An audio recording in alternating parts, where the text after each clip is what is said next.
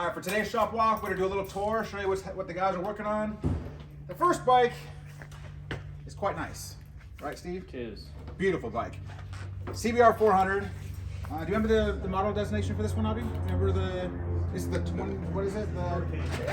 Oh, it's like an NC29 is what you're talking about. 23, actually. 23? It's older. NC23. Yep, NC23. Cool. But anyway, so great looking bike. The paint is actually really nice. It's got a polished frame, polished swing arm.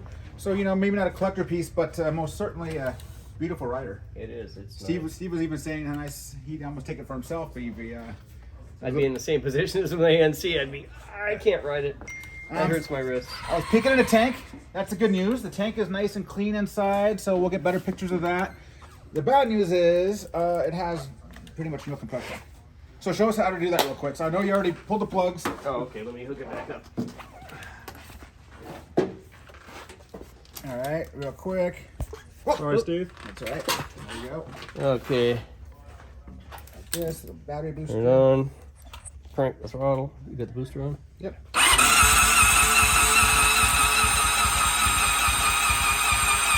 That's about what I see that.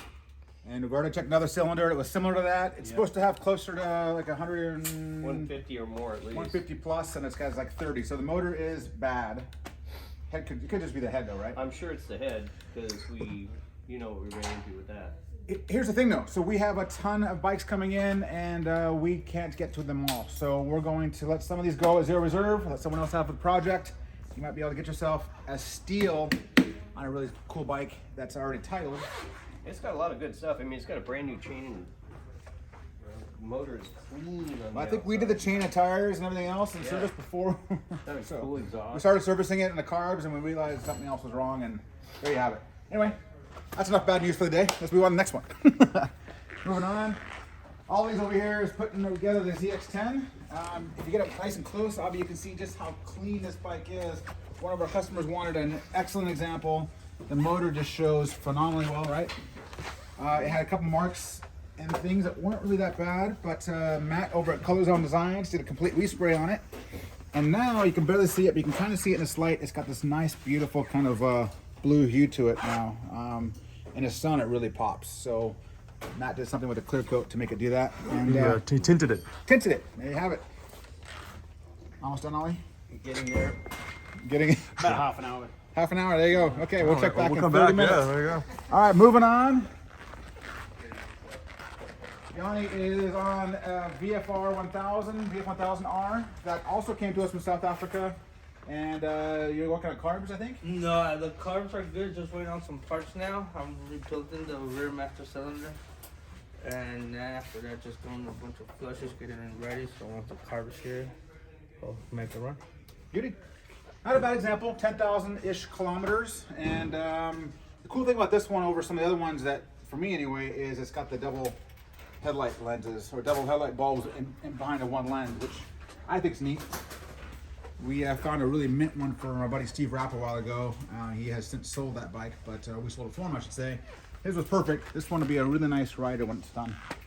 Moving on over here, I keep talking about this bike on a couple different posts in the last couple of days. This is a Muzzy Raptor. So much like AMG does for Mercedes, you can kind of custom order these if however you wanted them.